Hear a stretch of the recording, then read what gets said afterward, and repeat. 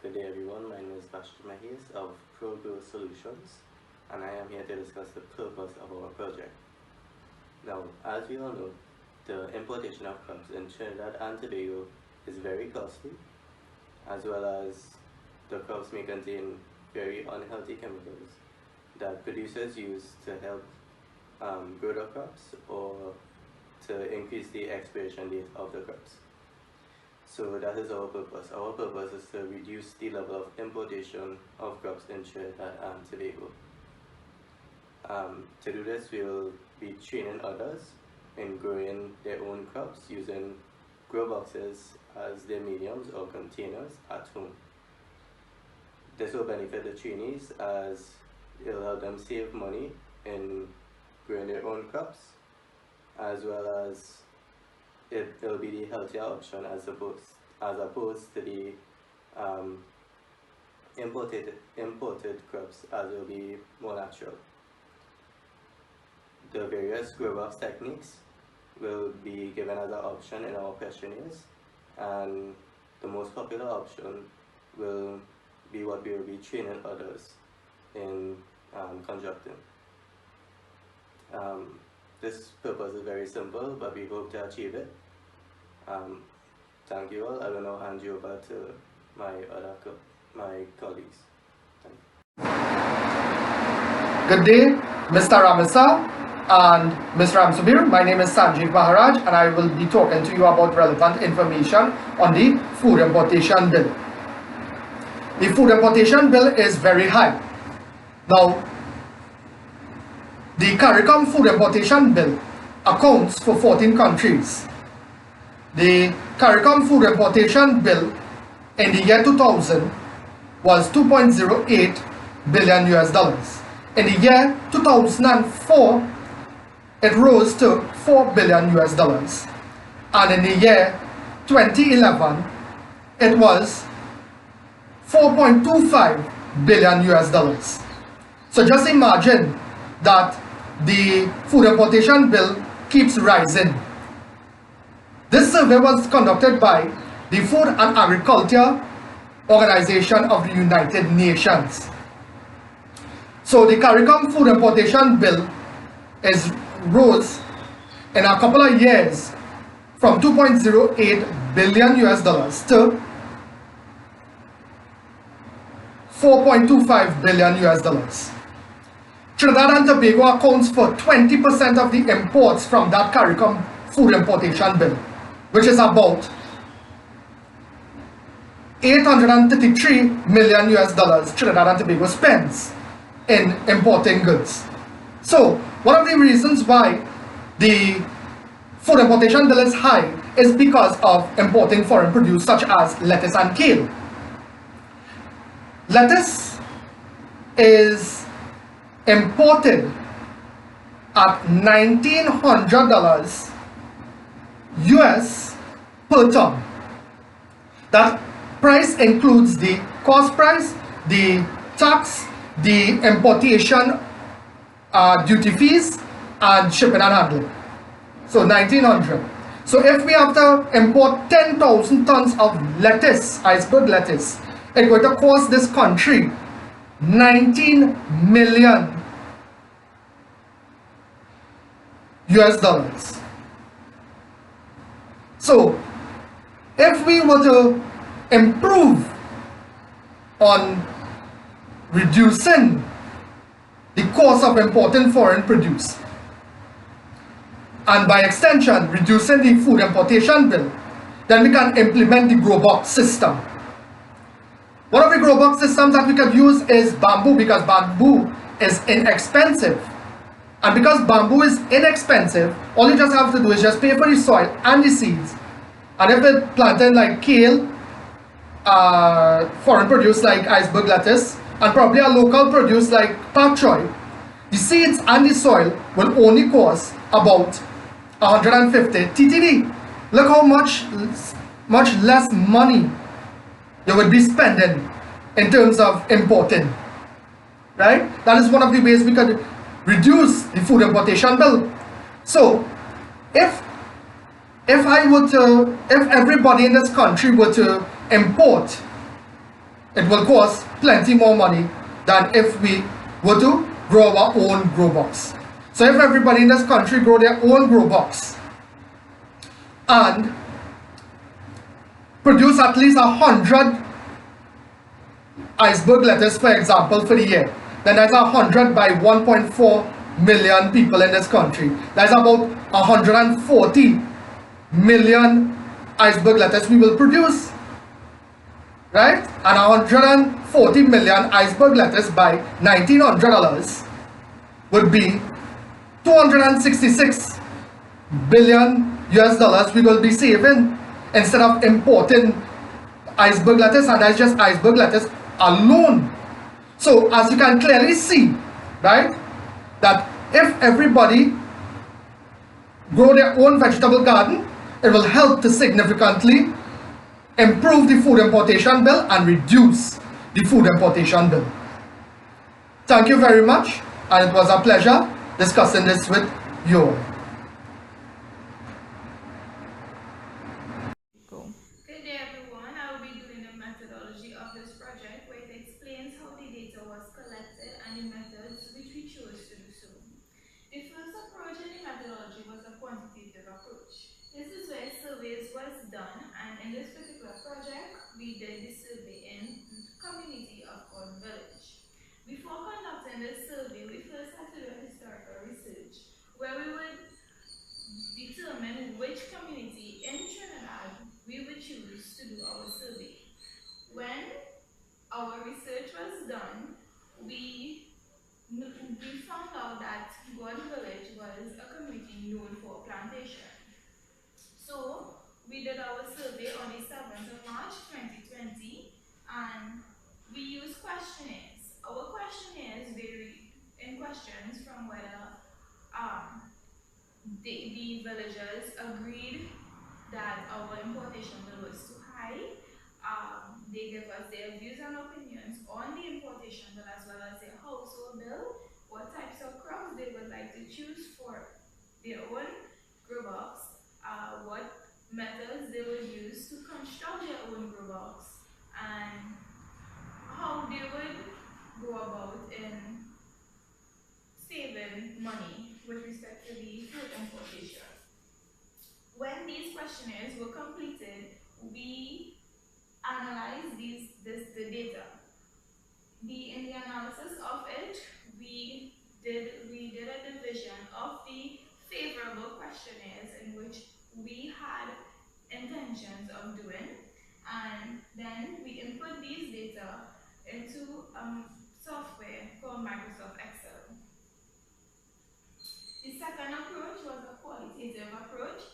This is where interviews are done. However, in this particular project, interviews weren't exactly done, but there were informal interviews, as in one-on-one discussion that was done while the survey was being conducted.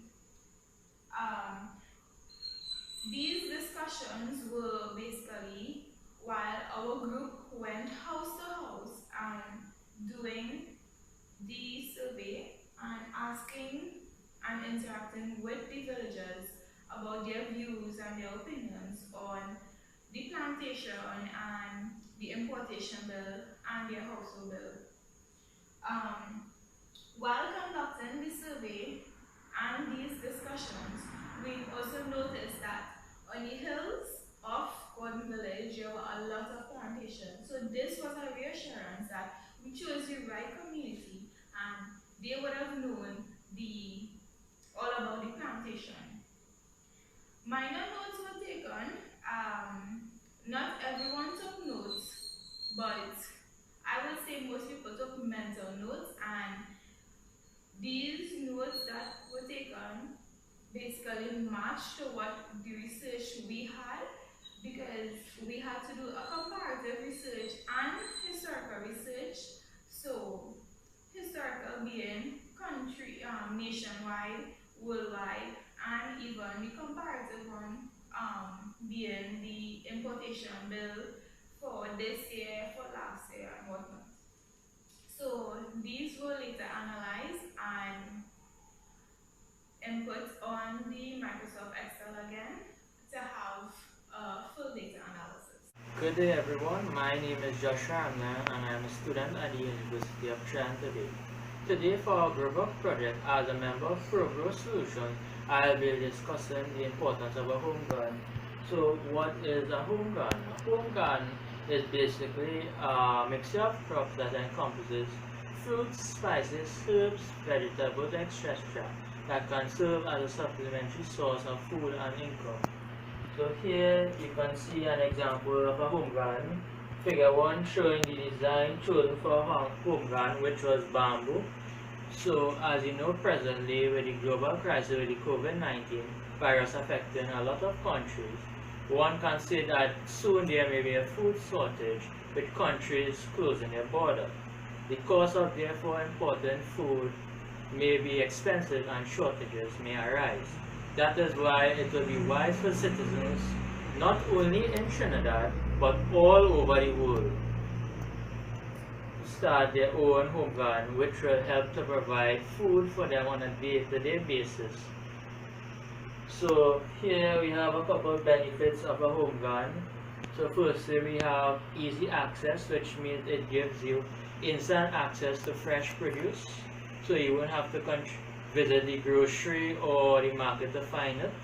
It gives you control, meaning you have complete control of the chemicals and products used during this process. Environmental impacts by recycling certain kitchen and yard products. The enjoyment is it can be relaxing, stress relieving, and growing your own grow bags. How fun is that? Thanks guys for listening, and I hope my message to you was informative. Good day everyone, my name is Vishal Raj and I am a student at UTT and a member of ProGrow Solutions. And I will be talking about the crops that are used in our project and why. So, as you know, the aim of our project is to reduce the country's importation bill, which is currently between $4 to $5 billion annually. So, the crops used in our project are lettuce, kale and pak choy. They were chosen because these crops are usually imported, so growing them at home would help to cut down on the cost. And some other reasons are they don't require deep soil, which makes them perfect for grow boxes. So these crops actually grow better when they are confined to a certain soil depth, because instead of the roots growing straight down, the roots end up staying shallow, which encourages the leaves to grow more. So once you have the shallow roots, the leaves will be better and be bigger. And another reason we chose them is for the quick harvest time. So these crops can be expected to grow within 4 to 9 weeks, with pak choy being around 25 to 30 days, lettuce being around 45 to 55, and kale being 55 to 75 from seeds. And with these crops, you can also extend the harvest time by using a method called the cut and come again, which is basically like if you need a meal or if you need anything to cook, you cut in what you need from the plant, from the outer leaves which are older, and this causes more new leaves to grow from the center, which basically extends the harvest time of the crop. So that will be all. Thank you for your time, and I will now pass you on to the next person.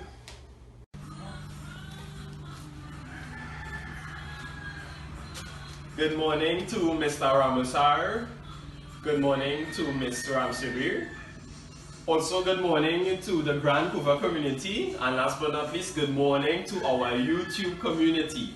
My name is Kershaw Joseph and I'm a UTT student, and the name of our company is ProGrow Solutions. Now, I've been tasked with the responsibility of informing you on how to design and maintain the particular grow box design that the Grand Couva community chose. Now, as you can see, the Grand Couva community chose the bamboo grow box technique.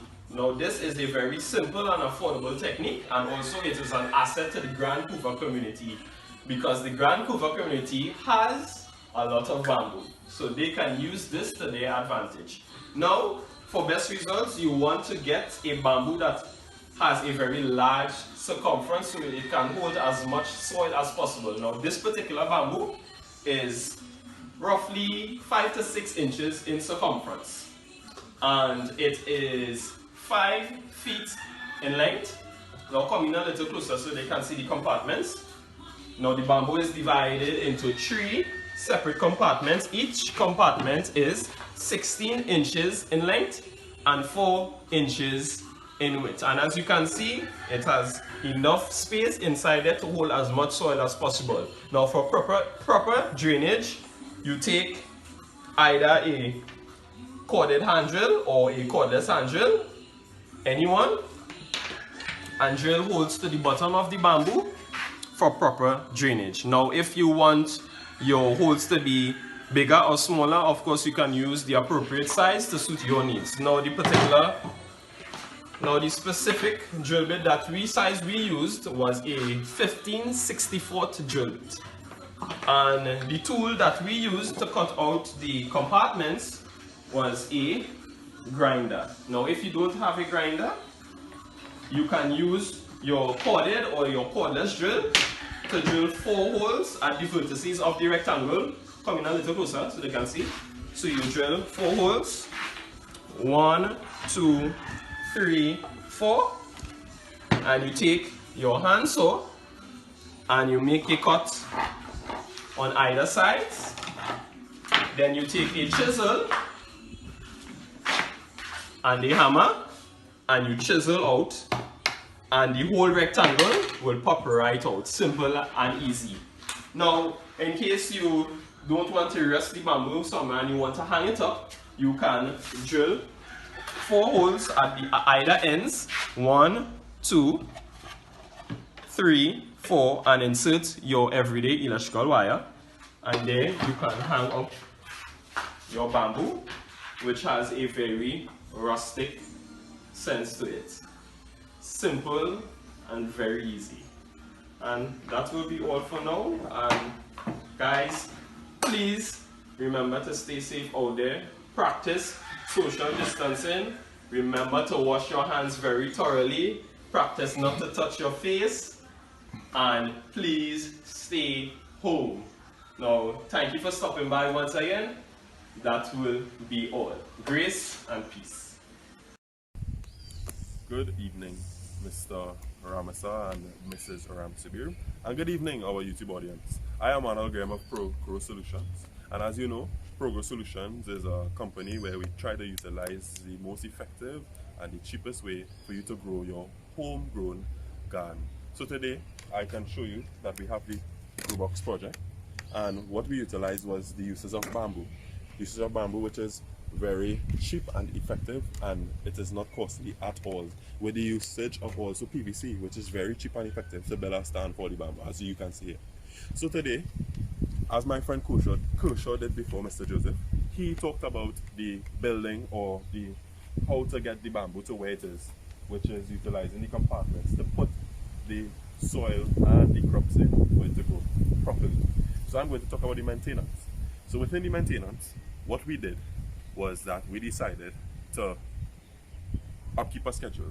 So the morning schedule would be for the plants to get the morning sun, and the morning sun which will help, the lettuce grow better.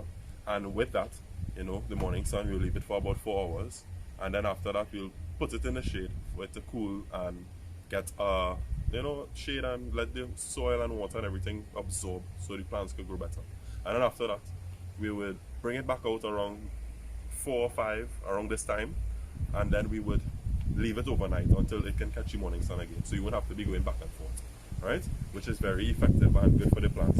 Another thing we did too was that we utilized the nutrients aspect, which is we bought salt, and this salt will help the plant grow, and also it will protect the plant from different diseases or stuff that might cause the plant to die.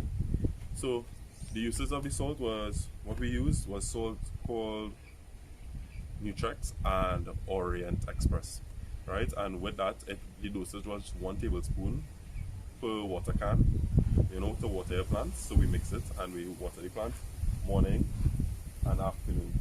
And that's what you have here. So here we have the lettuce, we have the pak choy, and we have the kale. And this is a time period of 2 months. And from seedlings to now, this is where we are. So I would now hand you over to my next colleague who would go further into the project. Good day, Mr. Ramasa and Mr. Ramsur, and to the viewers, welcome. My name is Tebinash. I'm a member of ProGrow Solutions, a GrowBox company, and also a student of the University of Trinidad and Tobago. And today I'm here to talk to you about plant nutrients. Just like humans and animals, plants require the right nutrition to be at their best. They get these nutrients from fertilizers that contain nitrogen, phosphorus, and potassium. These are the 3 primary nutrients that a plant needs in order for proper development. On a bag of fertilizer, there's something known as the NPK number. This indicates the amount of nitrogen, phosphorus, and potassium present within the mixture. The 10 indicates 10% of nitrogen, 5 indicates the 5% of phosphorus, and the 7 for 7% of potassium. Depending on your crop, you may need more or less of these nutrients because they do something different for the plant. The nitrogen provides the plant with green leaves, very green leaves that help and aid in the process of photosynthesis. Phosphorus helps with the development of roots and helps to ripen the fruit on the plant faster and even better. And potassium helps with the overall strength of the plant and also helps it to fight against diseases. However, there are more nutrients that help and aid in a plant's development. And just to make mention of the more important ones, such as boron, calcium, and magnesium. Boron helps the plant to regulate its metabolism. Calcium are good for new plants, new shoots, and new seedlings because it helps promote growth for new roots and new shoots that are emerging out of the plant. Magnesium helps the plant absorb other nutrients that you may be providing for the plant, and it also helps with the formation of seeds. With these nutrients here mentioned, along with adequate sunlight and water, your plant will grow to be healthy and strong. In turn, you will be able to reap the benefits of your crop and get the most out of it. Also to note, once buying fertilizers, always look for fertilizer with a high first number. That's a high ratio of nitrogen. Reason being, vegetable crops are more leafy crops. So with a high content of nitrogen, the leaves remain more green. And the more green a leaf is the better it will be able to take on the process of photosynthesis. Once again, my name is Tebinash, I'm a member of ProGrow Solutions, and thanks for viewing. Pleasant good day to everyone. I'd like to say a pleasant good day to Ms. Melissa Ramsabir and Mr. Randy Ramsabir. I'd also like to say a special thank you to my YouTube viewers. Today, I will be doing plant nutrients and management part of this presentation. So some of the key management points to notify is: 1. Keep notice and observe your crops on a daily basis. This would basically mean that be observant of your grow box. By being observant of your grow box, you can easily spot when it needs to be watered. If there's any pest or disease hampering off the grow box. It can also mean that when fertilizers is needed, by observing these things, you can tell how your crops would eventually turn out to be. It's best to be a very observant of your grow box. Moving on to point number 2. Water crops as necessarily as possible. This basically means that you must be vigilant of when you need to water your crops. So basically, when you need to water your crops, you would know.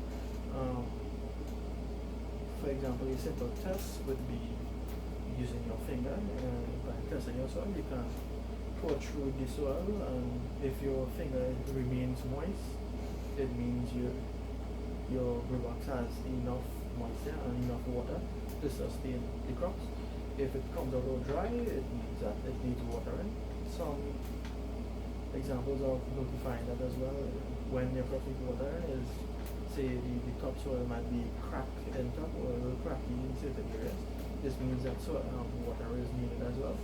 It could also be a camouflage, but the soil underneath is well moist, if you understand what I'm trying to say. So the best option is using the finger method, in which you can test your soil to know if it is fully moist or if it's dry.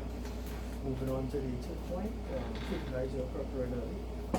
This basically means that your crops would not necessarily get the nutrients that it needs from the current soil it has.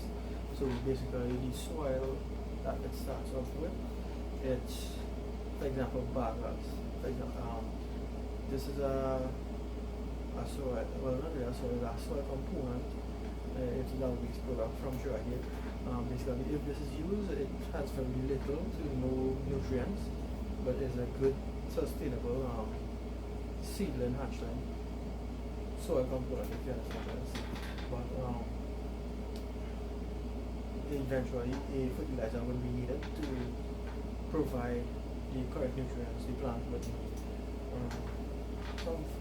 Some fertilizers are recommended for dry season and wet season. For example, the dry season fertilizer is more like in a potted kind of form. It is recommended to be placed away from the plant, so when watering is given to the plant during the dry season, it just seeps into the soil and is utilized when the plant needs it. For wet season, it is recommended to use a dissolved fertilizer in which the water dissolves the recommended fertilizer, and when sprayed over the plant, it is taken into the soil and utilized by the plant whenever necessary. Moving on to the fourth point, monitorization for pests and disease. So basically, back to the first point, referring to the first point, sorry, it would simply mean same observation. Notify when there's, you would be notified when there's pest or disease. For example, cricket is a more soil dwelling insect that cuts the roots of the plant and it basically would kill your plants and the grow back. It is recommended to use an insecticide. For diseases, most likely will be a fungi. A fungicide is recommended to, when looking for fungi, mostly a brown spot will be seen on the leaves or patches in the leaf. If you would like to also go natural and prevent from using chemicals, you can use a natural remedy such as wood ash, marigold, neem, garlic. These are some recommended natural pesticides and herbicides which can be used.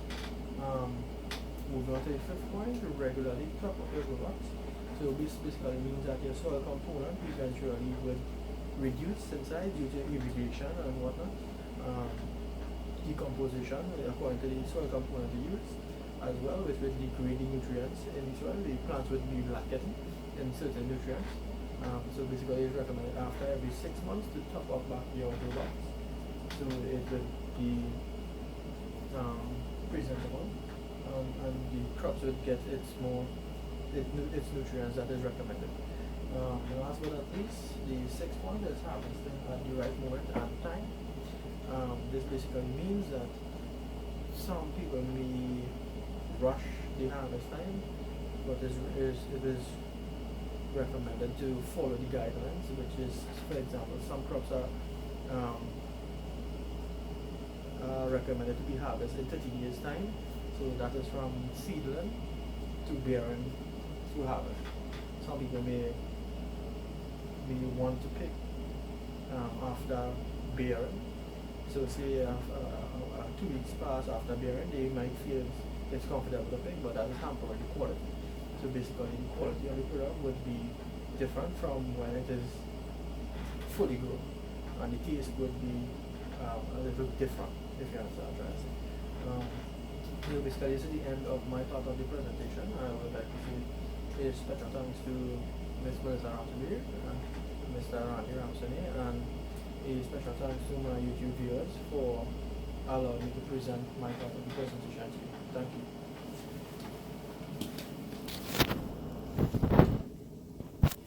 My name is Gabrielle Belushi from ProGrow Solutions, and today I'll be presenting to you on our Grow Box project. So From the survey that was conducted, the most preferred type of material for this grow box was bamboo, and the chosen types of plants were kale, pak choy, and iceberg lettuce. From this, we obtained the bamboo and hollowed out 3 compartments and drilled hole into each of these compartments. Reason for this is so that when watering the plants, the water will seep through the soil and out the bamboo rather than settle in each of these compartments. Next, we obtain the seeds and allow them to germinate. From germination, we transplant them into crates and left them for about 3 weeks. During those 3 weeks, we constructed a stand so that the bamboo can be placed onto it, rather than having the bamboo on the ground where it can get damaged. After these 3 weeks, the soil and pure mix was mixed together and an adequate amount was placed into each of these compartments. Once done, the plants was transplanted into the bamboo. Finally, this resulted in our final product. I'd like to thank you for your time on viewing this video. So to conclude this presentation, I would like to thank each and every one of you for tuning in and watching our video. I ask that you please consider our information and tips, for they can help you tremendously within your household. I would also like to extend my deepest condolences to those who have lost their loved ones due to COVID-19, and also a fast recovery for those who are suffering from it currently. Thank you for watching, and please like and share our video.